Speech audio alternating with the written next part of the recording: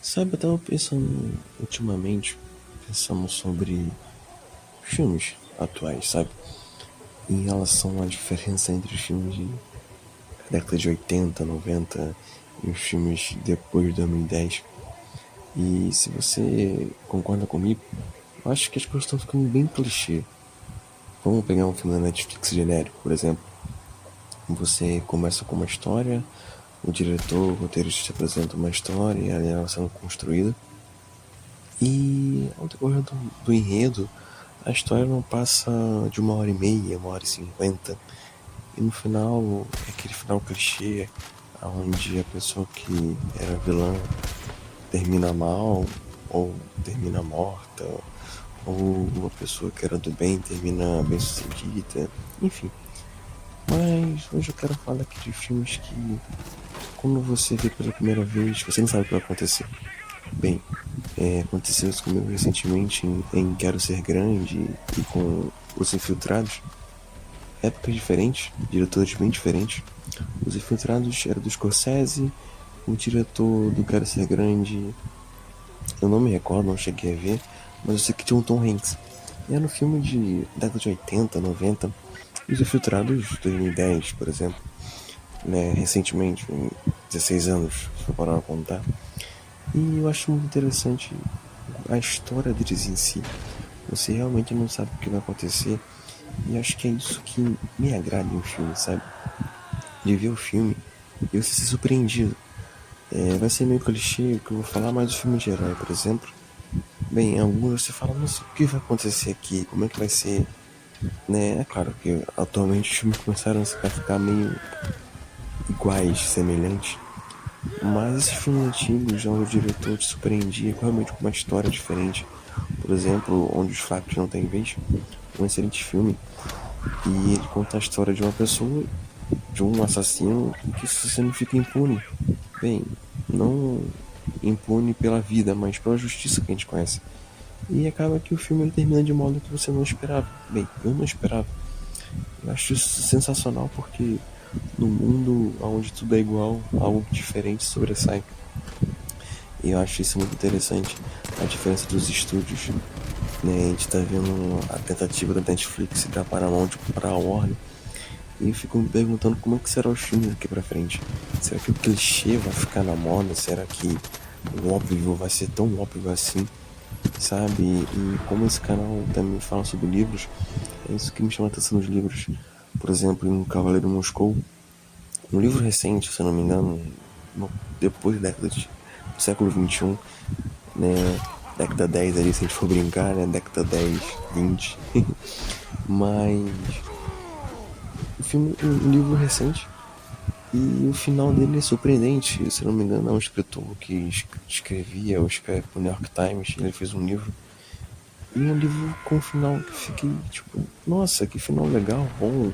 Sabe, aquele final que dá gosto, aquele arco que fecha, né? Com tudo inconforme que você pensava, não pensava, mas esperava.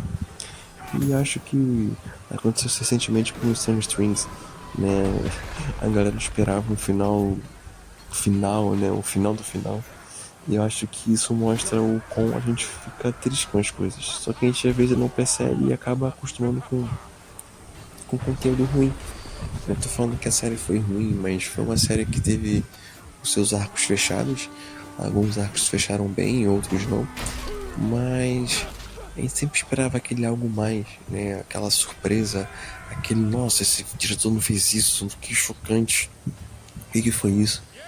E esse efeito Stranger Things acho que foi o que a gente mostrou pra gente que estamos nos clichês.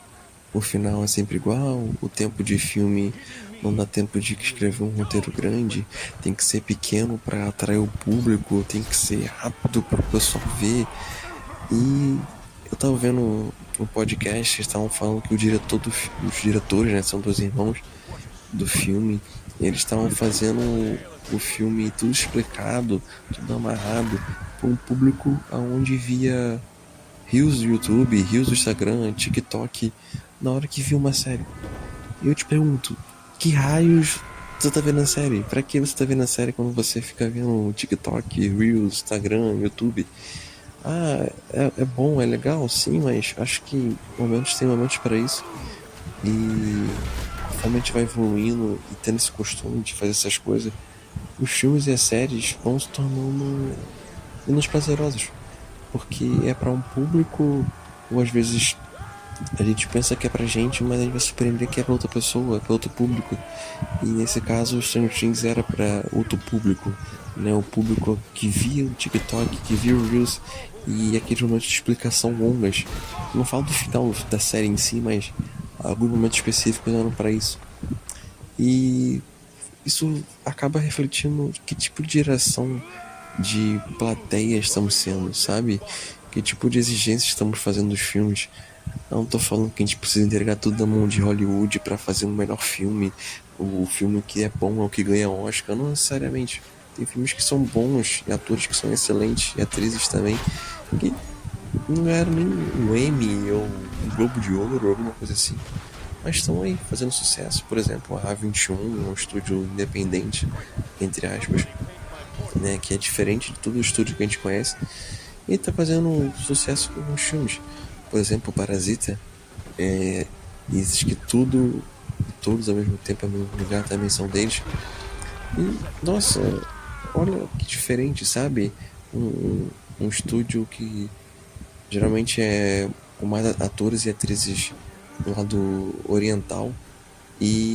Sabe, é essa diferença da realidade ocidental que traz essa novidade e um roteiro que te surpreende, que não te chama de burro quem assiste, mas que tem, sabe, a capacidade de quem está assistindo de entender um bom filme, um roteiro mais complexo.